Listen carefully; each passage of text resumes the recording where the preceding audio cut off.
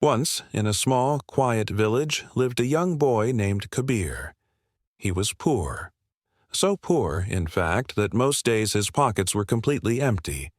His shoes had more holes than leather, and his school bag was torn and tattered. Some nights he even had to go to bed hungry. But inside Kabir, something powerful lived, something no one else could see. A dream. He dreamt of doing something truly big in life, something that could change not just his own destiny, but his family's as well. Yet, every time Kabir dared to share his dream, people laughed. They'd mock him, saying, "How can a boy with empty pockets think about big things? You should only worry about earning bread for tomorrow." Their words stung, cutting him deeply.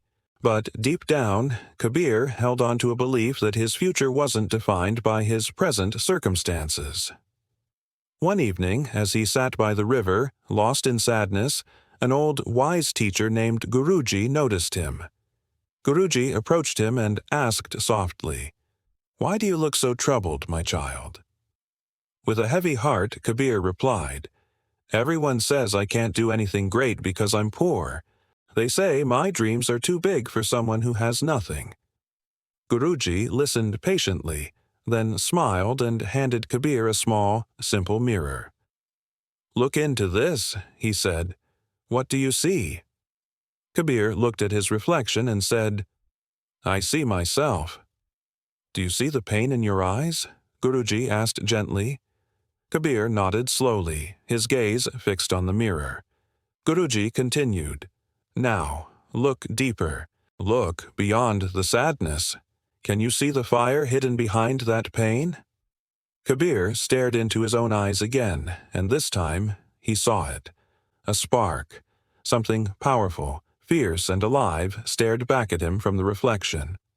"This fire," Guruji said, his voice firm but kind, "is your belief. Most people let this fire die out. They ignore it and eventually give up. But if you protect this fire, if you feed it with courage and discipline, it will light your path even in the darkest of nights." Guruji then added a crucial piece of advice. "People will try to cover your mirror with dust.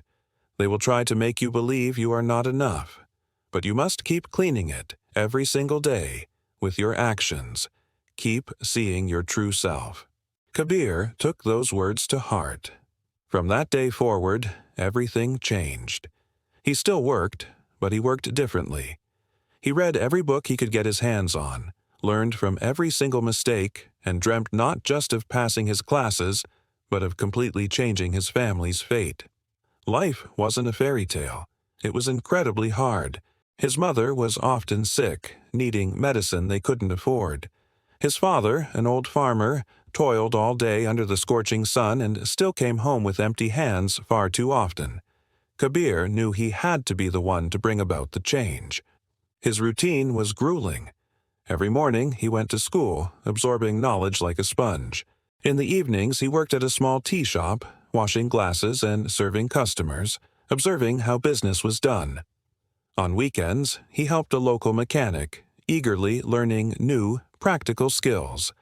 And at night, long after the rest of the village had gone to sleep, Kabir sat under a dim light, studying with unwavering focus. He sacrificed sleep, comfort, and sometimes even food, but he never, ever stopped. The mirror, his dream, was always in front of him, shining brightly in his mind. Years passed. The fruits of his relentless effort began to show. Kabir started a small mobile repair stall in a corner of the village. It was humble, but it was his. He saved every single rupee, treated every customer with the utmost respect, and reinvested every bit of profit he earned back into his small business. Slowly but surely, from that one stall, he opened 3. Then he took a bigger leap of faith and launched his own brand of mobile accessories. The very same people who had once laughed at his big dreams now stood in line outside his office, hoping for a job. His mother's medical treatments became regular and consistent. His father no longer had to work in the fields. Kabir had rewritten their story. One day, Guruji visited him. Kabir, now a successful entrepreneur, welcomed his old mentor with folded hands and deep respect. Guruji smiled, his eyes filled with pride. "You see, Kabir," he said, "the world always tries to make poor boys think small, but it's those who dare to think big who rewrite their own story. Your dreams were never measured by the money in your pocket, but by the vision in your heart. If this story lit even a small spark in your heart, don't keep it to yourself. Share it with someone who needs a little courage right now. Like this video and subscribe for more stories of strength and wisdom. And always remember, your next chapter begins the very moment you dare to think big. Start today."